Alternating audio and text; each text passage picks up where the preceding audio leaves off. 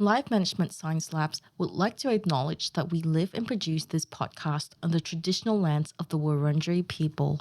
We'd also like to acknowledge the traditional owners of the lands of our listeners and our international colleagues. We'd like to pay our respects to their elders past, present, and emerging.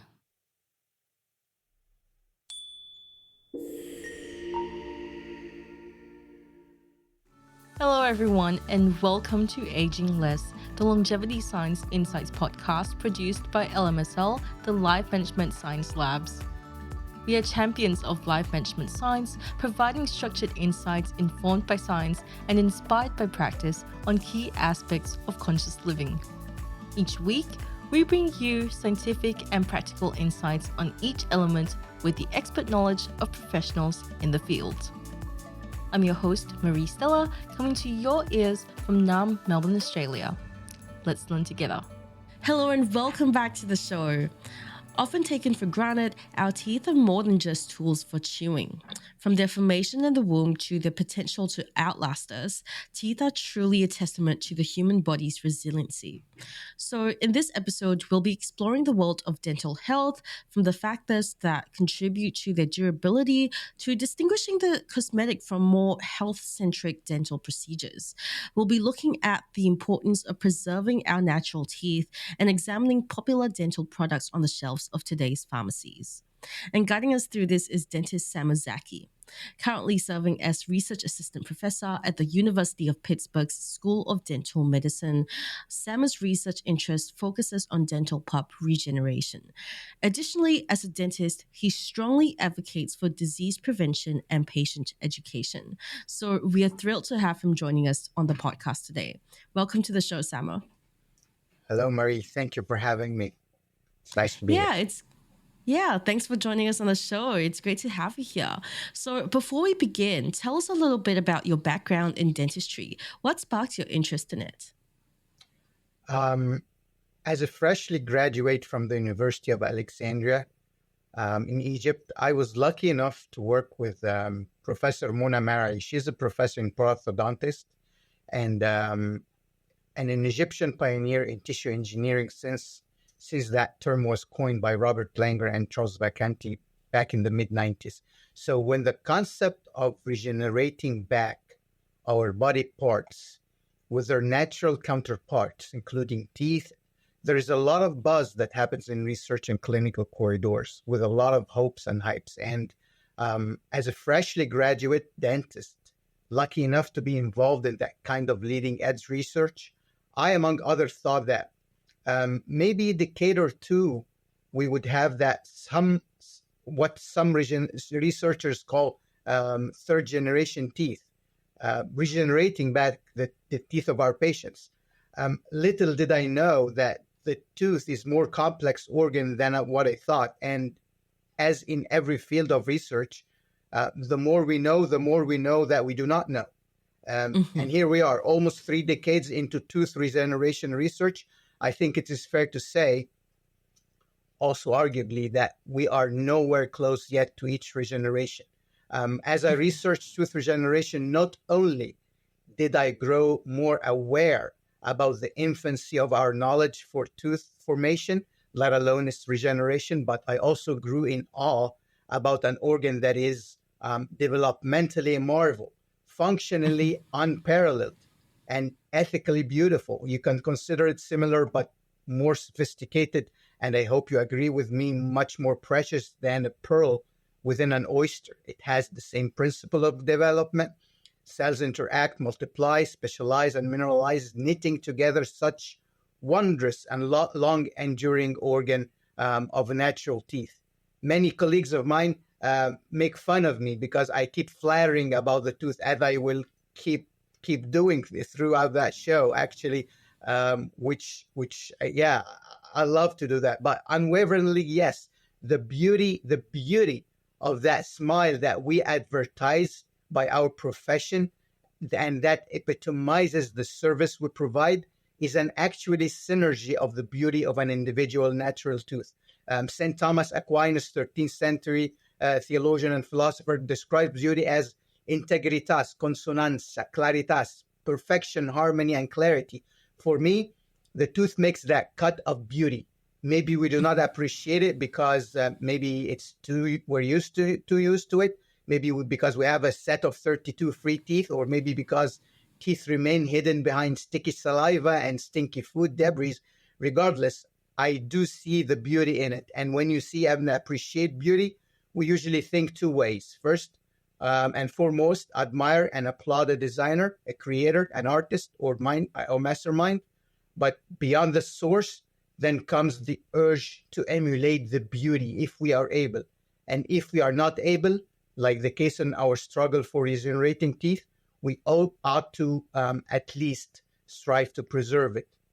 With that mindset of awe, if you will, out of failure of being able to regenerate teeth after 3 decades, not having that research product of newly regenerated teeth to treat my patients, I consider myself to be the research product who could not help but return to my patients and students with an overdue appreciation of our lifelong enduring natural teeth. That's incredibly well said, and I am stoked to go further into detail and to hear more about this. But before that, I would love to get to know you better. So this is Have You Met Samer? Maybe And I my said too first question. much. Not enough, which is why we'll go further into detail soon. Yeah, but before that, let's get to know you a little bit better. This is Have You Met Samer? And my first question for you is, what do you like to do in your spare time? Um, well, spare is rare. But when it exists, mainly reading books and recently some writings too. So do you have a favorite genre of books that you enjoy? Well, actually, mainly nonfiction. It's mainly nonfiction. Religion, history, science, skills development. Um, I'm currently reading Alexandria, the City That Changed the World by Islam Isa. I'm so glad I stumbled on that book because not only is very well written, but also it keeps feeding my pride about my demonym as Alexandrian from Egypt. Like Mm-hmm. Claudius Ptolemy, Euclid, Euphontus, Theon, Hypatia, Cleopatra, they're all my concitizens. Yeah. And well, my favorites in science, Brief History of Time by Stephen Hawkins, Math Through the Ages by Gueva and Berlinghoff. But honestly, yes, one book that no one can afford to miss. Really page turner science and history together. The Emperor of All Maladies. It is an epic writing about cancer by Siddhartha Mukherjee. No one can afford to miss that one, honestly. That's a great book. Yeah. Yeah. So tell us a bit about what that book's about. Well, it is about the history of cancer and what we think about it today. We think it's new. It's something hitting humanity recently. Actually, not. Dr. Mukherjee puts it clearly that it has been there since the pharaohs, since the Greek. They described it differently, and then he takes us through the history of treating cancer, the approaches, and all the intricacies of choosing what to do and what not to do, the research, the data, and what was manipulated to cover the results, especially from smoking industry that hyped smoking as the best treatment for everything. But then later on, we discovered that there was a lot of fraud in that. He puts it beautifully. With interviews to patients, with his struggle every day in his research and treating patients. I really cannot describe it well enough, but it is an epic writing. No one can miss that book. Yeah, it sounds like an incredibly insightful book. So thanks for sharing that recommendation. Really appreciate it. But apart from books, are there any films, TV shows, or podcasts that you enjoy watching or listening to? Movies, yes. Shows, not really. I'm kind of person who would like to embark on something and finish it right away. No cliffhangers for me, please. Uh, yeah, my favorite movies are the ones who leave me with a life lesson, actually, and I feel not wasting my time in 2 3 hours. Whether this lesson is intentional by the screenwriter, and sometimes it is not. Sometimes it is. It talked to me because of any life situation. Mhm. For example, I have to mention A Time to Kill, 1996, taught me about my implicit biases. And believe it or not, some Disney movies, I'm not a Disney fan, but a couple of Disney movies made the cut for me. Um, Inside Out, and I hope you saw that one. Mhm. It Yeah. taught me about how pain and suffering, they exist to bring us in a good place that nothing else Mhm. would do. Mhm. Maleficent, itemized for me in very practical ways how to love my enemies. Mhm. I'm not sure if that was the intention from the screenwriter, honestly, but this is a movie I can never forget, and it affects how I think every day.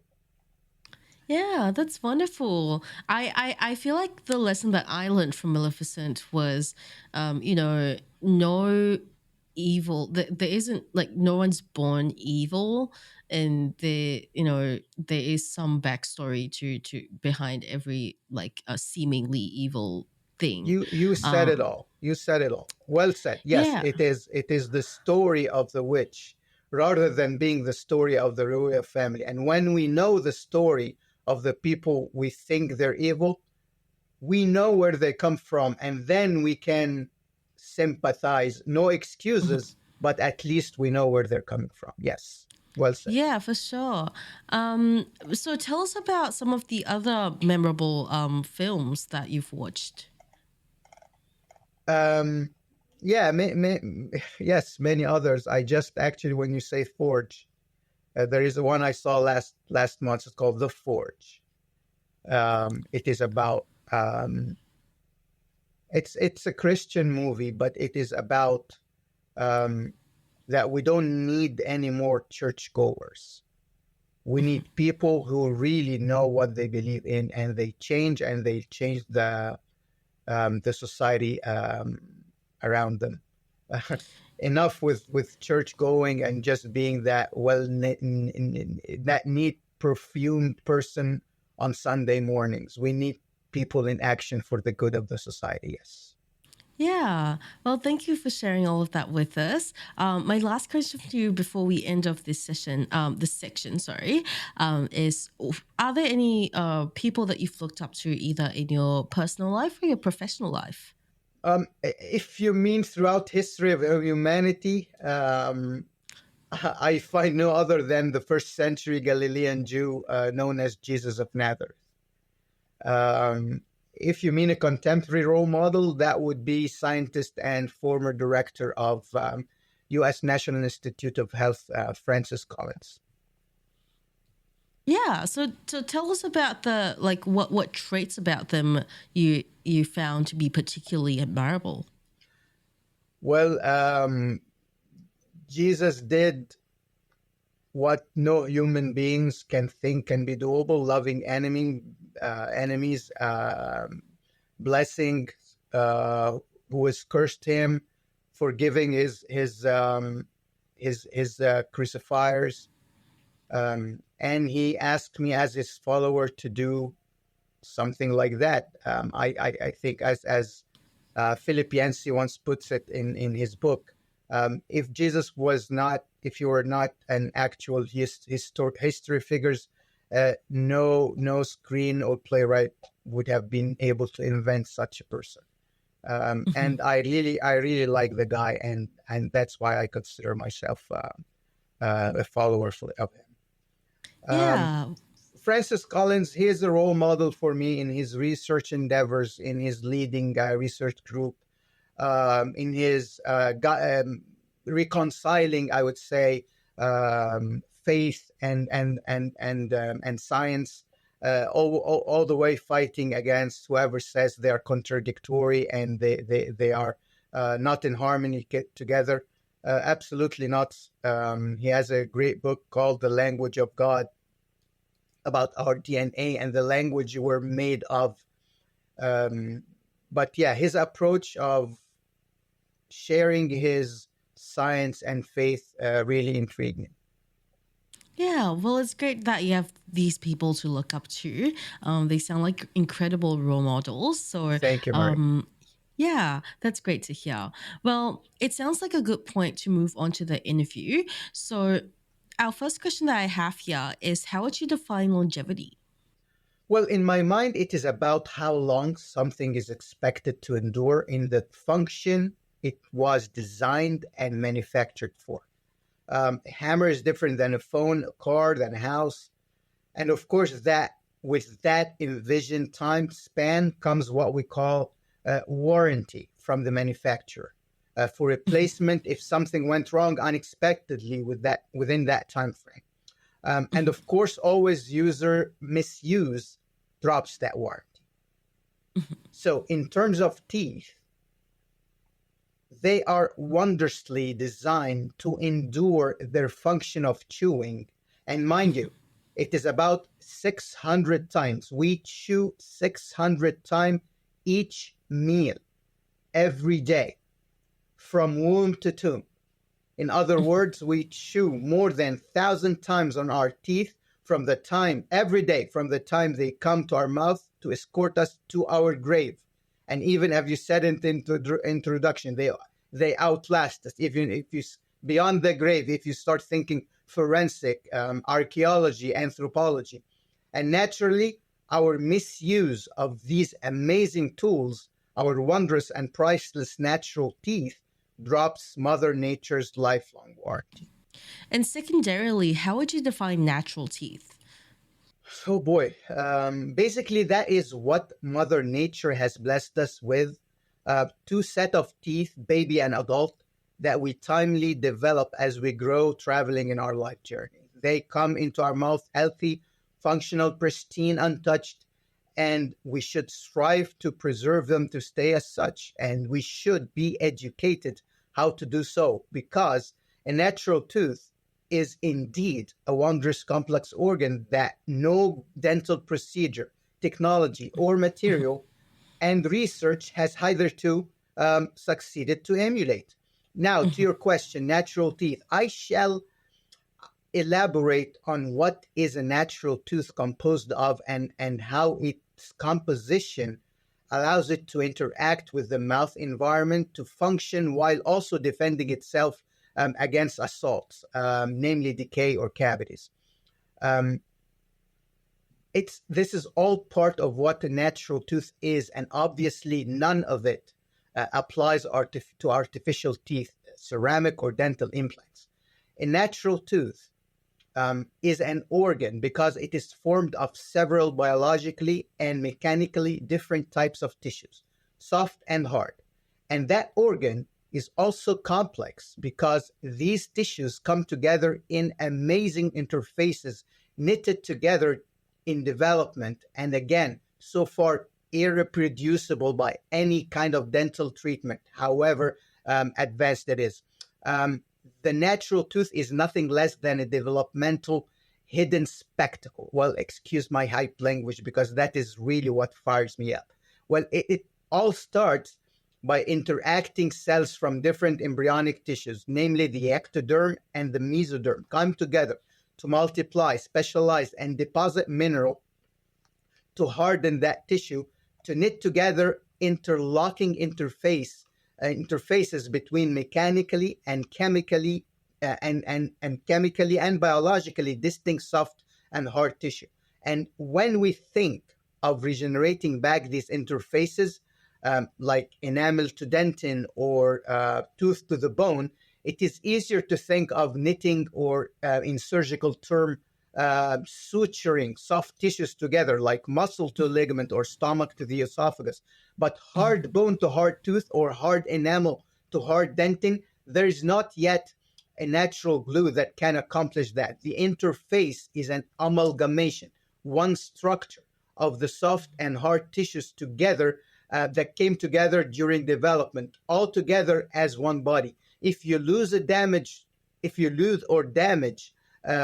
one of these structure, no way to glue the missing part in. Think a 3D printing or building a building, for example, where you had to put a huge fridge before constructing the ceiling. After completion, if that fridge goes down, it's a limit to replace it. Well, to start the tooth project, the ectoderm and mesoderm come together. We call it the crosstalk. And as of yet, we do not know fully, did not fully decipher the intricacies of that conversation. But what we know comes mainly from two research groups, Dr. Irma Thesleff at University of Helsinki, Finland, and Dr. Paul Sharp at King's College London, of course, amongst other. But thanks to them, we know how most genetic coding involved in tooth development. For example, why we have a single row of teeth while sharks have several. Why teeth do not keep growing for us humans, while in rabbits and mice they do.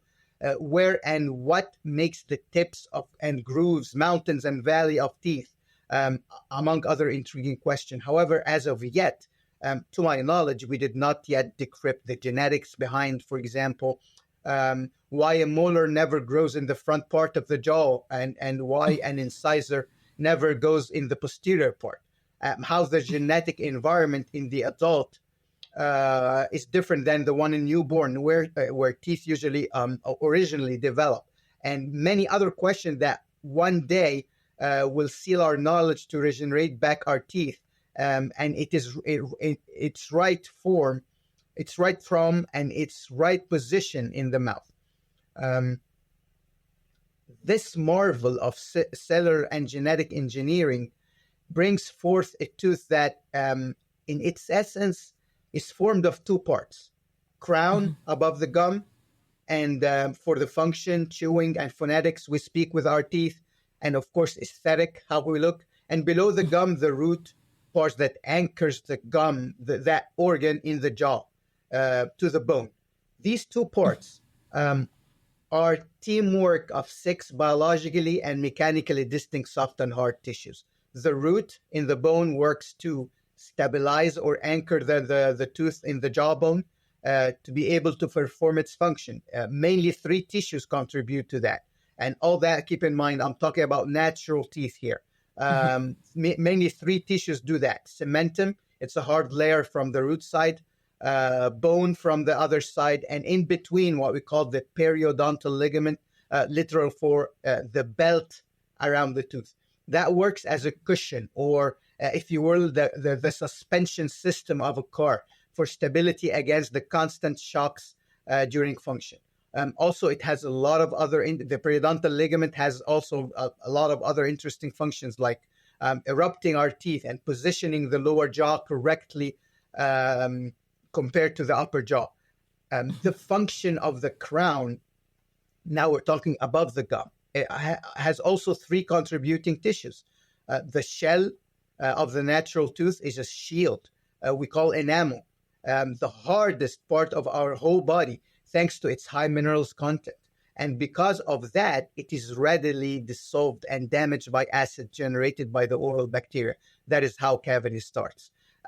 It's imperative to underline 2 characteristics for natural enamel, First, enamel is non-regenerating. The cells that form enamel during its development do not survive their marvelous accomplishment, making enamel a non-regenerating tissue, meaning once this hardest protective layer is damaged by decay or misuse or touched by the dentist drill, once it's touched by that machine, that part of our priceless enamel is gone for good. Second, enamel does not have nerves, because obviously and evolutionary, no animal can afford to chew on sensitive innervated surface. So when damage starts, it travels through enamel painlessly, highlighting the importance of dental checkups, even when we do not experience pain. The second layer below enamel, and it is the infrastructure of the tooth, encompassing the crown above the gum and also below the gum. It's the dentin. It is the mechanical support of the tooth. And if you think its resilience is like the wooden trunk of a living tree.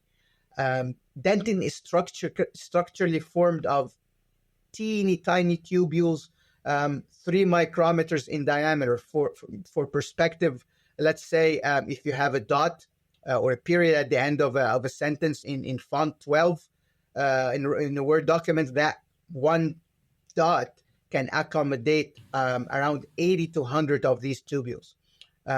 These tubules extend for the full thickness of dentin and trap within a fluid that provides dentin its resilient properties. It is important to underline here that unlike enamel, dentin is indeed sensitive, not because of its rich in nerves. It has nerve, though, recent research showed, but mainly because of the fluid in the cell and the cell's extensions in these tubules communicate the danger of anything affecting the enamel surface. After it bypasses enamel, it communicates that danger to the nerves in the core of the tooth. Now, lastly, but surely not least, the very middle of the tooth, the core of the tooth is the pulp. The pulp, and also called core, because core in Latin is the heart. The pulp is the heart of the tooth. And what is amazing about a tooth is that its resilience and power and longevity are not despite of that soft heart, but because of it. And I cannot stress that enough.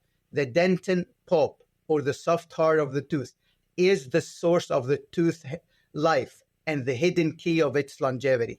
And this is for 2 reasons. First, as I just mentioned, the fluid originating from the pulp provides dentin its resilience, hence the body or the infrastructure that can survive the constant forces of chewing. Second, the pulp cells send extensions through dentin to early sense the decay breaking through the non-sensitive layer of enamel. As soon as these cells sense the danger approaching to the pulp, to the heart, 2 actions take place. First, the cell bodies within the pulp, we call them odontoblasts, that secrete an additional layer of dentin in the area under the invading decay. It functions as a defense mechanism that increases the distance of the traveling attack to delay the bacteria from reaching the pulp or the heart.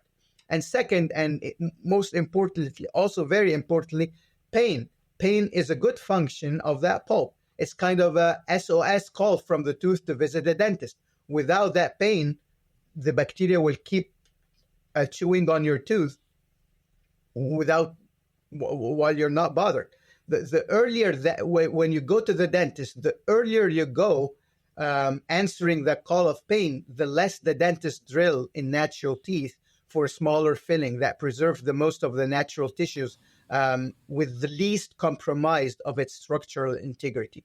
And in that call remains, and if that call remains unanswered or answered too late, the heart dies off as the tooth mourns its slow death. And here I cannot remain silent. Excuse me if I'm going too long here, but here I cannot remain silent about the devitalization of the tooth, which is the loss of the pulp, the heart, the life source of the tooth. That loss can be either negligently by decay that went too far without attention or intervention, or professionally, it's what we call root canal treatment. A tooth without a pulp or heartless tooth becomes defenseless against further decay invasion because, 1, it has lost its pain alarm. 2, it has lost its dentin thickness mechanism, which means that bacteria will still eat up on the tooth without triggering any pain or discomfort whatsoever, while the tooth immune system is already destroyed. Moreover, and I have to be fair here to say that this next point remains controversial in the dental literature, and it is that a dried out tooth deprived from its soft tissue core, the source of its hydration, hence resilience, would break under constant chewing forces. Think like the dead trunk of a dead tree, eventually snapping by gusts of winds. So in essence, the truth about the tooth is that it is never, never, never the same without its heart. A pulpless tooth loses its womb-to-tomb endurance, and with it, Mother Nature's lifelong warranty. Um, yeah, what a long definition of lifelong enduring organ of a natural tooth. Sorry about that. But Yeah. you asked for it. Yeah. Yeah. It sounds like it's really difficult to summarize it even further because there's so many parts to it. But what would you say is the importance of having our and preserving our natural tooth when it comes to our longevity? What would the difference be between using our natural teeth versus, for example, dentures? What's the difference there? Yeah, yeah. Well, let me let me get this out of the way. With the language I'm using, like with the enthusiasm I speak, I see rolling eyes here. Maybe um, I'm very aware that people can still live with no teeth at all. Obviously, teeth are not heart or brain, liver or eyes to see or ears to hear. But you will be surprised to know that people die from bad oral hygiene or abscess teeth. Yes. That said, even if it's not a brain or an eye, I look to the tooth, if you will, as a column in a building. The building is our head and neck, which are, in my mind, inseparable of our whole body, and they say who we are. Some literature out there actually compare the structures of the head and neck and their functionality of our face and skull to a Gothic cathedral, where by meticulous engineering, the forces exerted by the vault, the ceiling, are supported by pillars and flying buttresses outside the building to land stability on the ground, all the while relieving the walls of the cathedral from any load bearing to free them and to accommodate these marvelous glowing stained glasses. Similarly, the forces exerted by chewing on our teeth, each with its distinguished shape, location, anterior versus posterior, incisor versus canine versus premolar, molar, first molar, second molar.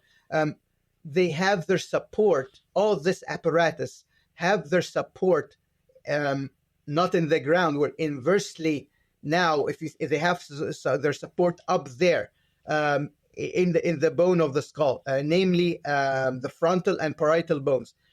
The forces shoot up to be stabilized here on the top of our skull through intermediary bones like the maxilla and the zygoma, to free the load from other delicate and if you will stained glass bones, like the wall of the orbit housing the eyeball or the wall of the air sinuses. In fact, and interestingly, the term zygoma is the Greek word of yoke, yoke. That helps. It's the farming device that helps distributing the load from one farming animal by sharing it with another animal, confirming that the very early anatomists understood that it is all about the load in that area.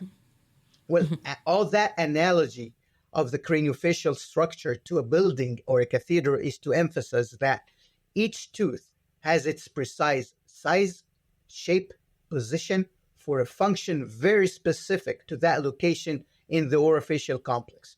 Tempering with tooth structure by shaving off from it or reshaping it, let alone removing it, is like messing up with the column of the building or a load-bearing wall that will surely affect its stability and equilibrium and what we biologically call homeostasis.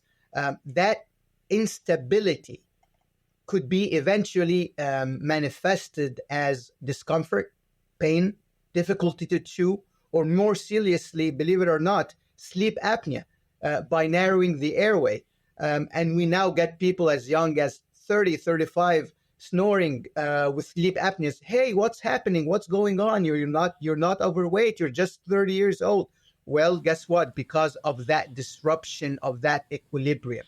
It's all about one building and one functional entity. That's only speaking about the tooth distribution, let alone the muscles, the nerves that contribute to pain and all sorts of reflexes to protect our body structures. In short, what I want to say here, we need to maintain that equilibrium, the homeostasis, not only in our body, in our facial structures. They're all one building. We need to maintain that equilibrium between the all functionality of these structures for their longevity, and comes with it our longevity too. Yeah, thank you for giving us such deep insight into that. And when it comes to preserving our natural teeth in terms of practicality, what are the most effective practices to do? Practices for preserving natural teeth. Well, no rocket science here. Four practices in my mind. One, tooth decay is more about the time the sugar remains in contact with teeth more than the amount of sugar we consume. So after consuming sugar, especially the sticky kind, candy, chocolate, meaning that the kind that is not readily brushed off by the cleansing action of tongue or saliva, make sure you brush it off soon before your streptococcus mutans, and these are the germs that cause the cavities, before they start partying over it. The waste product of these feasts, of these germs, is highly concentrated acid that will damage your teeth by leaching out the minerals out of them, rendering them soft and mushy. Mind you, I did not say prevent the germs from existing. That is, they are native residents in our mouth, and believe it or not, also indispensable part of that homeostasis or equilibrium we were talking about. What I'm saying here is just not to feed their banquets. Just keep them low-key. Mm-hmm. Two, don't overconsume acid drinks or suck on lemon habitually, for example. Again, acid dissolves the structural minerals of teeth.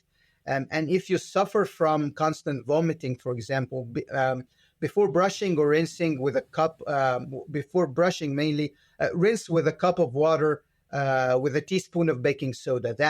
That basic media neutralizes the acidity of the stomach fluid.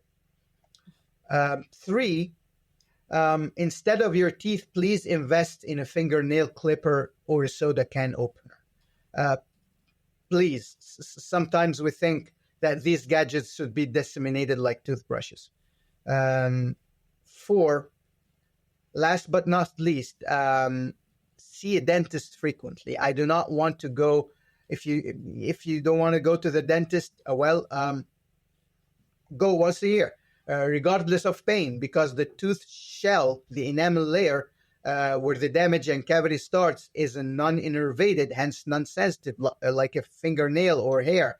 The decay advances through this 2.5 millimeter thick layer painlessly, and best to be caught early during a dental checkup visit, where the dentist can decide to do a relatively small conservative filling that hardly compromises the tooth structure and structural integrity.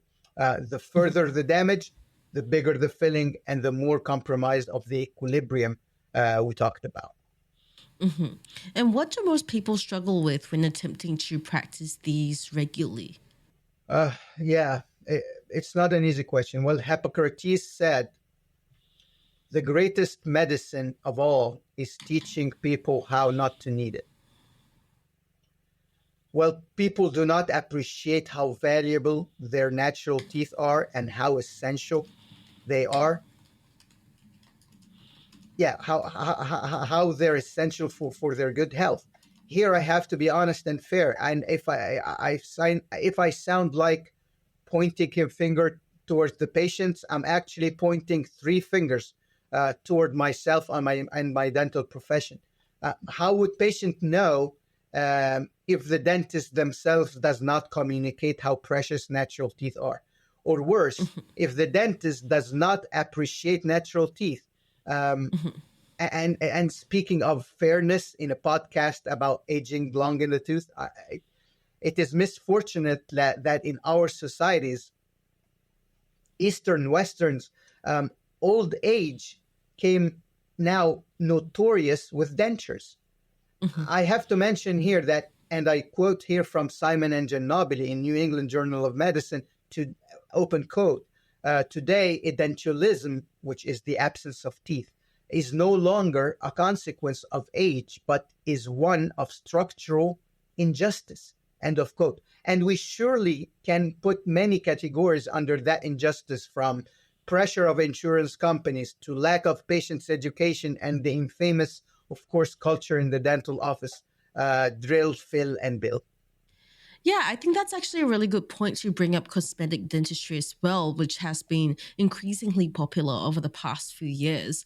So, how would you describe the difference between dental procedures for our oral health versus cosmetic purposes, like, for example, veneers?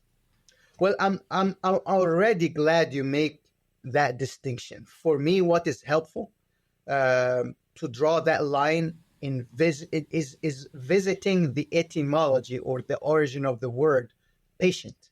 Um, Patient. The word patient originates from the Latin pati or the Greek pathos, which has to do with emotion, pain, suffering, and also it is the origin on the English word passion. For me, I'm a professional who exists and vowed to relieve the pati, the suffering, out of whoever asks for my help, regardless of my judgment about the relative intensity for their suffering and their contribution to it.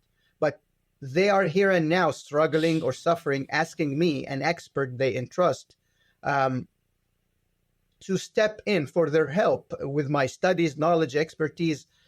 If there is a disease, it is my role to treat it as I would like to treat my family or to be treated. If, however, there is no illness, which brings me here to cosmetic dentistry, for me, there's nothing to treat. And under my Hippocratic oath for doing no harm, I should not push for a procedure.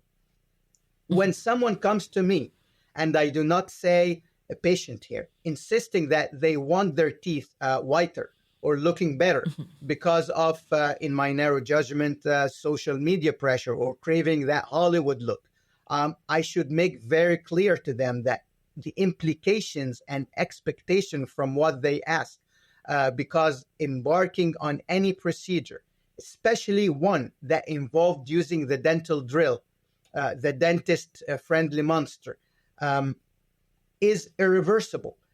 Let me clarify here one thing, that I'm not including this category, the patients who truly suffer psychologically and socially from misaligned teeth. That's surely something, but can be treated by realigning, by the realigning branch of dentistry, which is called orthodontics, or teeth back to their correct or original position. The treatment entails moving the teeth around by moving their bone support. Their procedures mainly takes advantage of the inherent property of bone, of deposition and resorption. And as I mentioned earlier, it does not involve at all the use of the dental drill, or causes any irreversible damage to enamel dentin, which are the irreparable and non-regenerating parts of the tooth. Mhm. Yeah, and I see a lot of celebrities and influencers getting invasive dental procedures now as well, like implants and veneers, like I mentioned before. So, what are the risks and complications associated with these procedures? Well, a dental implant, they're completely, an implant and a veneer, they're completely different procedure, technically and functionally. A dental Mhm, implant is a replacement of a tooth that is missing for whatever mhm, reason. It mhm, involves screwing in the bone a titanium rod to replace the root portion of the tooth, and later on, usually months, it is topped by the prosthetic part or the crown over it. Um, and that tooth is mainly, the crown is mainly formed of ceramic material that is close enough to look like a natural tooth, and of course I should also say functionally acceptable to eat on, like a natural tooth. mhm, However, needless to say, nothing is like the natural enamel shield, dentin body, pulp core, and around its root the cushioning periodontal ligament that obviously the dental implant lacks. But for where dentistry stands today, a dental implant is by far the best option we have to replace missing teeth. Until comes that day, anticipated day when we can offer our patient newly formed natural regenerated teeth, but we're not there yet. On the other hand, you asked also for veneers. Veneers are thin shell of facades of ceramic to be glued on the front of the tooth to change them to a more desirable shape or color. It is purely aesthetic or cosmetic that does not support the enhancement of tooth functionality at all. In fact, veneers are as hard and as enduring as the eggshell. I'm exaggerating maybe here, but basically the patient is advised to treat them very carefully as walking on eggshell. And that is because starting their treatment, every patient should know that they're fragile.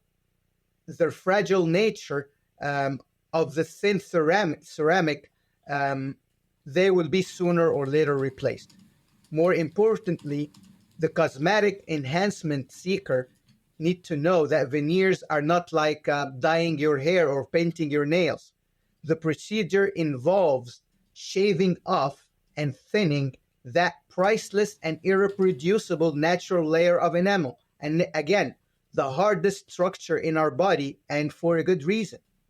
Needless to say, of course, that when veneers will fail or eventually need to be replaced, the dentist will do another slight small preparation by tiny additional touch with that infamous drill. Sounds familiar. That is what we call in the clinic the restorative cycle, or more precisely, the restorative downward spiral. Smaller veneer, larger veneer, now crown, maybe root canal, and extraction is eventual. Yeah, and whitening is also a pretty popular dental procedure these days. There's even a host of at-home whitening products available on the shelves of supermarkets. Would I be right to say that this is also purely aesthetic purposes, for aesthetic purposes? Well, mostly yes, but some people really have undesirably yellow color that can be whitened. But first of all, they need to know that this is not a permanent procedure. They will keep doing so maybe every 6 months or a year. They need to know that it will render their teeth sensitive temporarily, of course.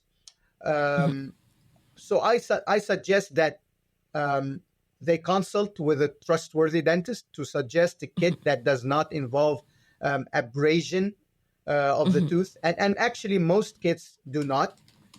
They do not damage, no damage to the tooth. It's just not a permanent procedure.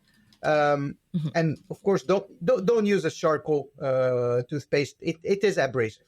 The dentist also will be able to follow up with you about the sensitivity that is inevitable with whitening. And maybe an odd dentist like me can convince you that you don't really need those Snow White teeth. Yeah, everybody loves Snow White. Yeah, it's definitely very popular at the moment. I mean, I see different whitening brands and just lines from pre-existing toothpaste brands just flooding the shelves right now. But yeah, that was a really good answer, so thanks for sharing that.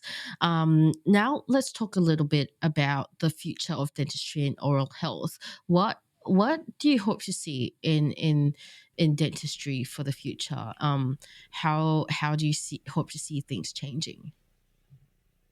Well, in terms of emerging technology, I think it will mainly fall in the field of diagnostics, where we can diagnose an invading cavity while it is still in the superficial layer of enamel more accurately than X-rays alone.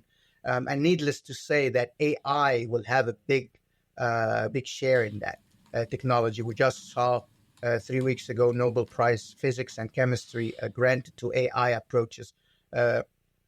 Whether you like it or not, that unstoppable beast is coming full force with its good and bad. In the field of restoration, I think mainly the emergence of material or gels that are more or less efficient in remineralizing enamel before it becomes cavitated. Well, there is also well, there's also a drug being developed in Kyoto University, Japan.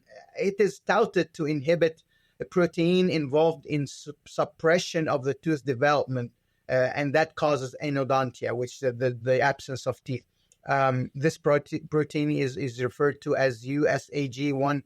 Um, they say it can enhance the growth of teeth. I'm not sure how this will all unfold, but it is surely exciting. Um, well, I'm also happy to report that endodontists, the specialists of doing root canal treatments, are increasingly but hesitantly adopting partial root canal treatment, a procedure that we call vital pulp therapy. And it involves removing only a portion of the pulp, sparing the healthy and vital part inside the root, which has, of course, a less dooning effect on the tooth compared to full removal of the pulp. In the conventional root canal treatment, or complete pulpectomy, we call it. This procedure was mainly applicable for children and young teeth, but now evidence supports it, also its adoption in fully mature teeth too. The real question here is not to say to the patients what will come next. I need to address to the dentist, because I have to mention that the best trend I will see in dentistry is not an emerging one, but it is an old overdue mindset by the dentist. And actually, this was a clarion call published as far back, mind you, 1951 in the Journal of American Dental Association, an beautiful article by Markley Miles. I quote here, "The loss of even part of a human tooth should be considered serious injury, and that dentistry's goal should be to preserve healthy, natural tooth structure." That is 1951. All what I wish is that every dentist acknowledges that we cannot offer our patients any better than the natural healthy teeth they already have. I hope we as dentists remember that touching the tooth with a dental drill starts the clock on its doomsday. I hope dentists do not push for a treatment if there is no disease to treat. I hope dentists appreciate natural tooth and treasure prevention, because in our profession, prevention is indeed the cure. All right. Well, thank you so much for sharing all of that with us, Samer. Now let's talk about some practices and habits. Apart from the basic practices that you've shared with us previously, what is another habit that you would recommend practicing for protecting our natural teeth? Again, I need to emphasize that taking care of teeth is mainly an endeavor to keep the bacteria from colonizing the tooth, and it's primarily a mechanical effort.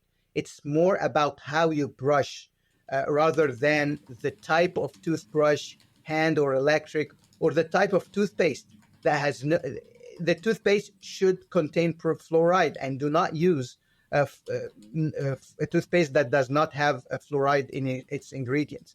You need to make sure no food stagnates around the teeth, reaching all the surfaces of the teeth with your brush or floss without hurting your gum. Again, see the dentist regularly, even with no pain. And if a cavity is called, inquire about more conservative approaches, or if you can wait to check again in some months, for example. Do not misuse teeth, ice chewing, nail biting, bottle openings.